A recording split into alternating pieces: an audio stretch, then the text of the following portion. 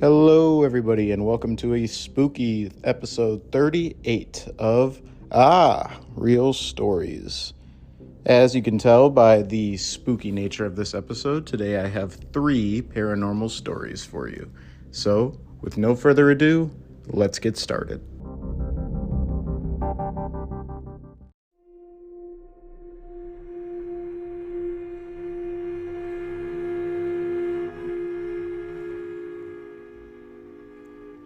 When I was young, I was a very awkward kid. I had a lot of difficulty making and keeping friends. I spent most of my time hiking outside of my hometown in the Angels National Forest. I lived with my grandmother in the town of Wrightwood.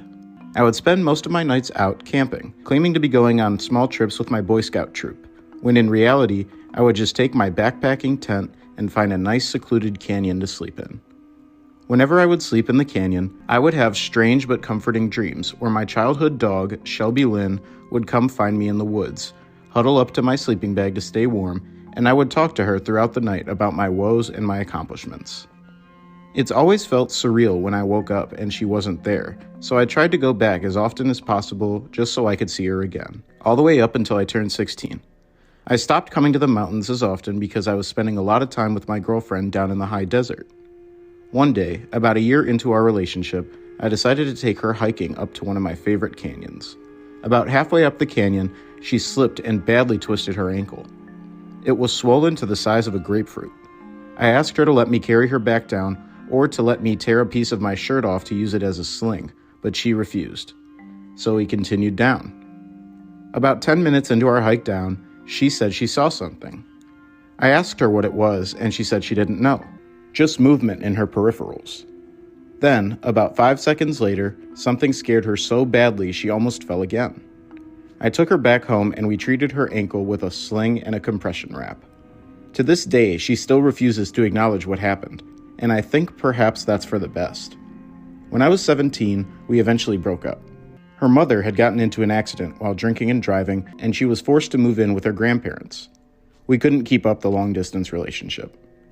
I continued going up to the mountains for 2 more relationships and 2 more years, but I never brought somebody up to the mountains with me during that time. I simply spent half of my free time with my boyfriend/girlfriend and the other half in the mountains, dreaming of my childhood dog in bliss. When I was 19, I met a girl who really understood me as a person. Foolishly, I thought that meant she might understand what was happening to me in those mountains. I told her all about my dreams and all about what happened to my first ex. She wanted to try to see for herself. We left at about 8 p.m. and arrived at the base of my favorite canyon at about 9 p.m. My then girlfriend and I went hiking up with flashlights and some camping gear, hoping to spend the night. We spent a good 20 minutes setting up the site where I cleared all the flammables in a 5-foot radius and started cooking in my jet boil. We had some dinner, although I can't remember what we ate. I think it was just Uncle Ben's rice and some bread. Then we decided to walk around some more. About 20 minutes into this hike, she stopped dead in her tracks. She had seen something moving, just like my first ex. She looked at me and asked if I saw it too. I had not. She then took another look and let out a small whimper of a scream. She grabbed me and asked me to take her back to our camp so we could leave. Later, she described to me a scraggly, dark, long-haired dog that looked to be about as tall as her, 5'3", and covered in mange and forest debris. She told me it grinned at her, and that its mouth looked almost human. She begged me to never go up there again. She told me whatever was up there was not a friend, and that I should never let it into my life in the first place. I believed her at the time, but now, 5 years out of that forest and 1 year out of our rocky relationship, I miss the forest more than anything else. I miss my dreams, and I miss the feeling of ease and bliss that I got from being there. I want almost more than anything to go back there and spend a night, just to feel like that again. Safe, comfortable, and carefree. Should I go back? Maybe just for one night, or was she right? Is there something here that's dangerous? And if so, why has it never seemed dangerous to me? Why do I feel safest when I'm there?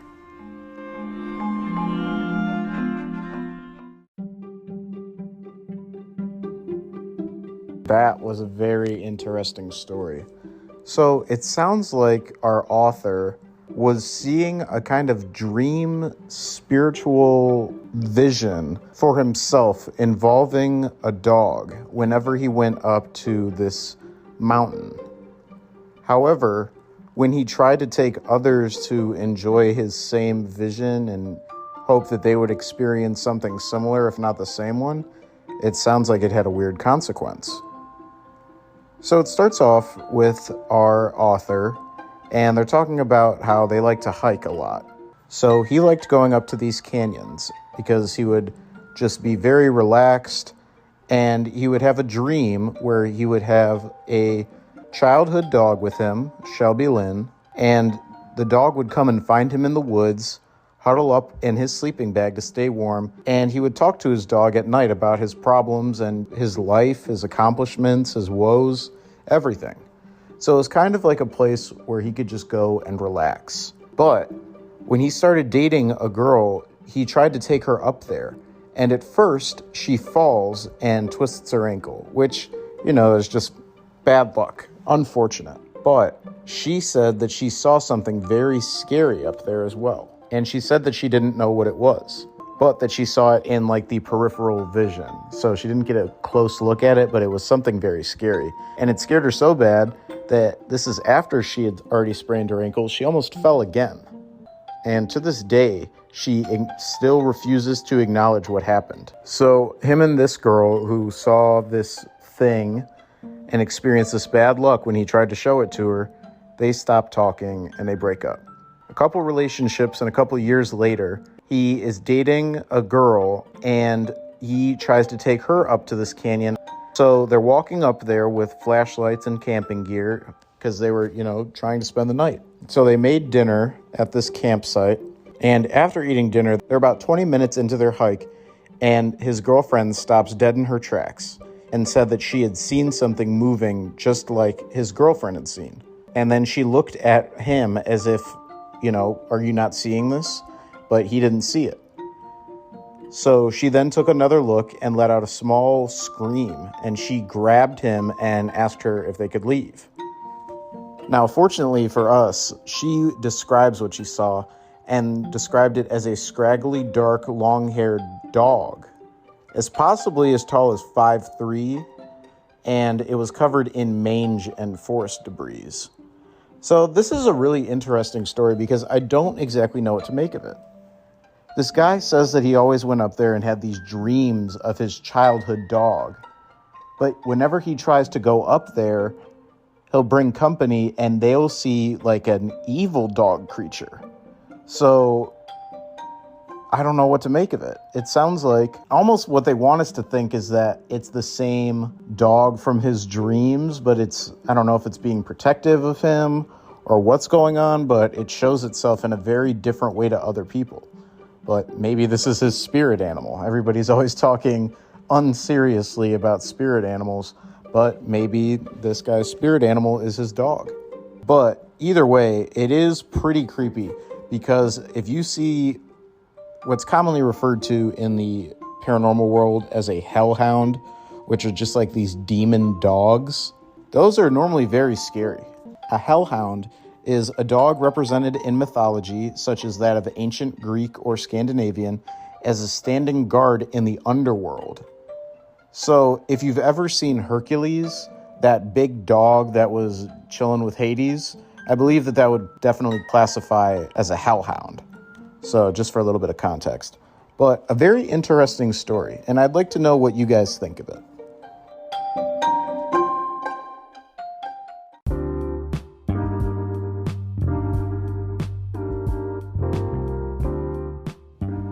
We'll get back to more supernatural tales right after this word from our sponsor, BetterHelp.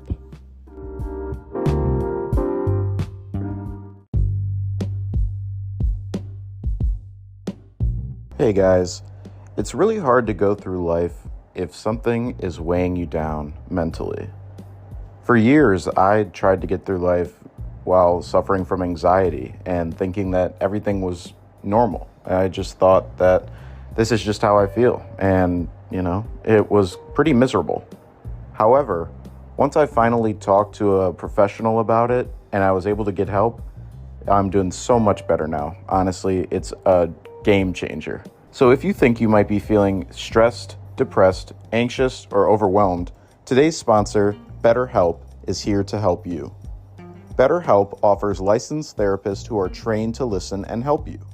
And you can talk to your therapist in an online environment at your convenience.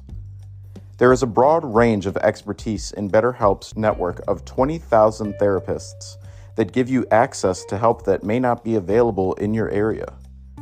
You simply fill out a questionnaire to help assess your specific needs, and then you can get matched to a therapist in as little as 48 hours. You can then schedule video and phone sessions and exchange unlimited messages with your therapist. You can request a new therapist at no additional charge at any time. So join the 3 million plus people who have taken charge of their mental health with an experienced BetterHelp therapist. Get 10% off your first month at betterhelp.com/realstories. That's betterhelp.com/realstories. All one word. There's no time like the present to get your mental health in order, and it will vastly improve the quality of your life. Trust me. Now let's get back to the show.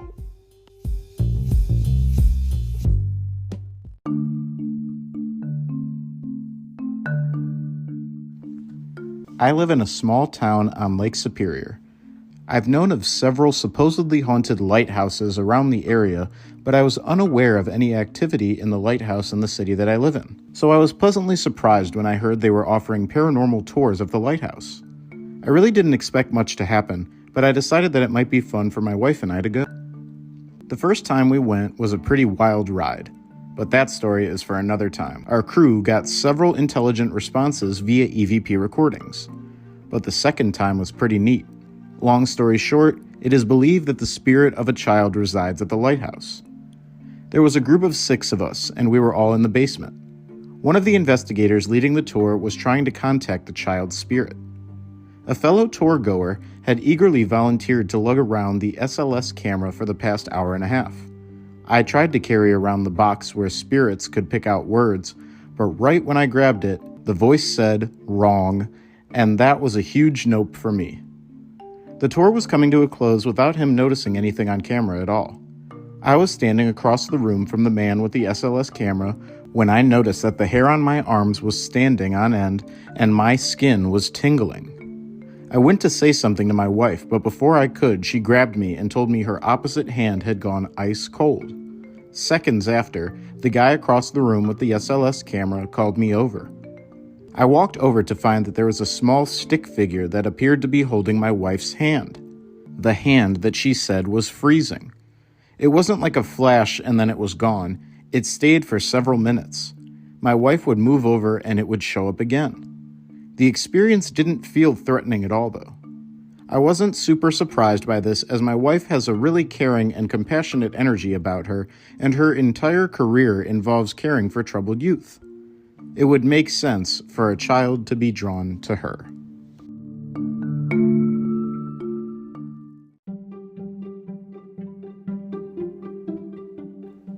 Ooh, that was a very mysterious story, I must say, because not only was the wife feeling the presence and she could tell that this little child ghost was holding her hand because it got cold, but they actually got a bit of evidence via this camera guy who had a special SLS camera, which I'm not too familiar with SLS cameras, but I'm assuming for the purposes of this haunted lighthouse tour that our author was on, that they are specialized in dealing with paranormal photography.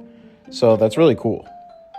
But so in this story, as I just mentioned, our author and their wife are taking a tour of a haunted lighthouse, which sounds super cool. So I'll have to check that out if I'm ever near Lake Superior. But in this case, there was a report that there was a child ghost in this lighthouse. And at one point, our author's wife feels the sensation of her hand getting cold. And at that same time, this cameraman is able to get a picture of a stick figure image of a little child, like the ghost, grabbing her hand. And that's why it got cold. And it getting cold in the presence of a ghost is not new, because in this paranormal world, it's usually the case that if a ghost is present, the room will get cold. And I really am not sure why that is, but it's really spooky and fascinating. Also, our author notices that the hair on his arms was standing on end and his skin was tingling. So he was also getting the feeling of something odd going on in the room. Not necessarily paranormal, but that something strange was going on to make his skin react like this. But then when you couple that with the fact that the wife's hand got cold and the SLS camera guy got that picture, it sounds like there is definitely a spirit that is at this lighthouse. And also, a theory that I was thinking about the other day was that ghosts are possibly just like glitches in the simulation.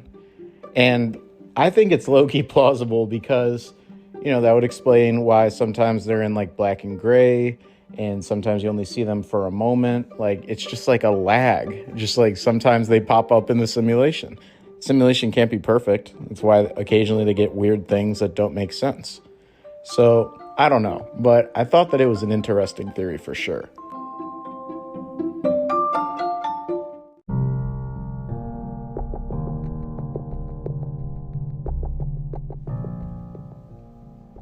My mom passed in 2010. My younger sister was put as the executor for everything having to do with our mom. She was to take her dog named Gizzy. She was a mutt. She had wiry hair, no structure, and would not even go outside and pee.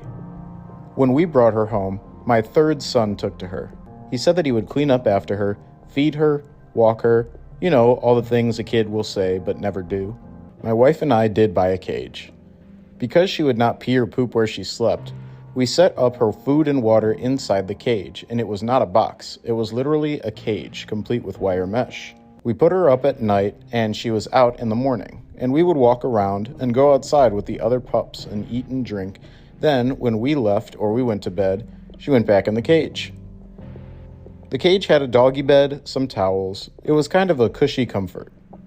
This lasted for about 3 months, and my son was getting really attached to the dog. So I told my little sis that if she wanted Gizzy, that she had better take him now, because I was done with the back and forth. Yes, I will take her. No, I do not want to. You know how it is. At the 3-month mark, I told my son that she was his, permanently. Not going to his aunt's anymore. It's done. She is ours. He was elated, and I was happy to see him happy, and the poor thing needed a home. Win-win. Well, almost. I was working 3 on and 4 off, and then 4 on and 3 off, 12-hour shifts. So I was up at odd times, and my wife would fall asleep in the living room sometimes way before I was ready to go to bed. As a result, I would shut down the house and then get her ready to go to bed when I was ready. One night, I had shut down everything except the receiver. We have 5.1 Dolby. That old receiver had died long ago, so we were using a little Panasonic that we had gotten at Fry's. Well, everything was shut down except that receiver and a light which went over the speakers, and I heard really fast, "Thank you for," and then slower, "taking care of," and then very clearly, "Gizzy for me." I was just dumbfounded. What the heck just happened? I tried to recreate it. I went up and checked the receiver and it would not come on. I tried unplugging it, checked the fuse, reconnecting the wires, nothing from that day forward, and the speaker would not work. But its last message sent chills up and down my spine, and this is one of the reasons I know that there is life after death.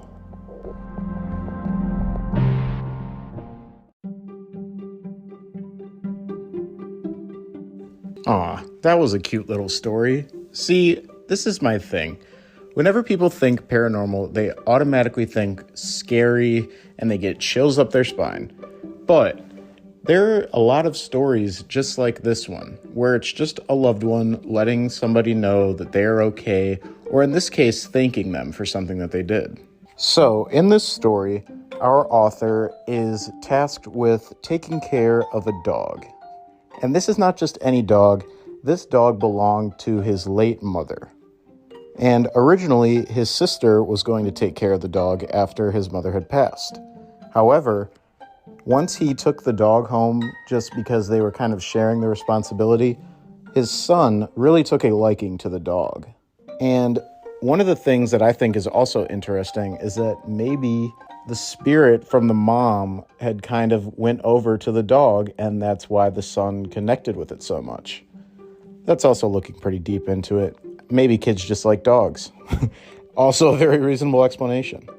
But in any case, they took care of this dog, and at one point, the author is getting ready to go to bed, so he's going around just making sure everything's turned off so he can go to bed. So at one point, he passes by an old receiver that had died long ago. And when he goes by this receiver, which had been shut down because it was not working for a long time, the light comes on, and over the speakers, he hears, "Thank you for," and then slower, "taking care of," and then clearly, "Gizzy for me." So, thank you for taking care of Gizzy for me. So, it sounds like a message from the other side, from his mother, thanking them for taking care of her beloved dog. And when you think about the message, it's not out of the realm of possibilities. It sounds like she would be grateful for somebody taking care of the dog. I don't think that that's a stretch. And it is known in the supernatural world that spirits can communicate through these different channels. A lot of people use CB radios for that and other radio stations. But in this case, she communicated through the receiver. And this really freaked out our author, obviously. You know, he tried to recreate it and just tried to make sure that the receiver was like plugged in or not plugged in, and there was really no rational explanation for this. However, with the context, I think we can all say that we knew what happened. The spirit of his mom contacted him and thanked him for taking care of their dog. So it's a really cute story, and it just goes to show you that not all paranormal stories have to be really scary. Some of them are very heartwarming, and I appreciate that.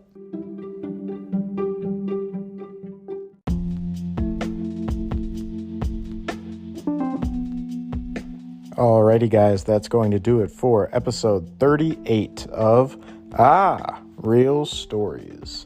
This week you have heard Ghost Child in a Lighthouse Held My Wife's Hand by Kales2233. Then, After My Mother Died, We Took Her Dog by Clink's Cousin. And finally, Spooky Doggo in the Woods by Knock the Dude. All stories were read with the permission of their respective authors, and if you have a story that you would like to hear on the show, please email it to me at thearspodcast@gmail.com. That's thearspodcast@gmail.com, and you can remain anonymous. Also, remember to go to betterhelp.com/realstories for 10% off if you're thinking about giving therapy a shot. And finally, if you liked what you heard, leave a review and tell a friend, because that's how the podcast will grow, if you tell a friend. So, thank you again, and I will see you next week with a brand new episode. Have a great rest of your week, and stay safe.